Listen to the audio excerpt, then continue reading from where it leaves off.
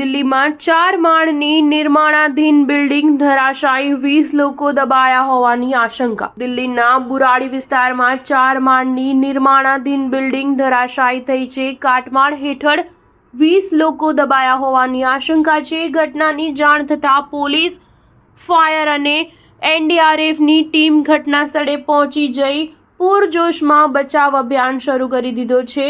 ટીમે અત્યાર સુધીમાં કાટમાળ હેઠળ રેસ્ક્યુ કરીને 8 લોકોને બહાર કાઢ્યા હોવાના અહેવાલ સામે આવ્યા છે.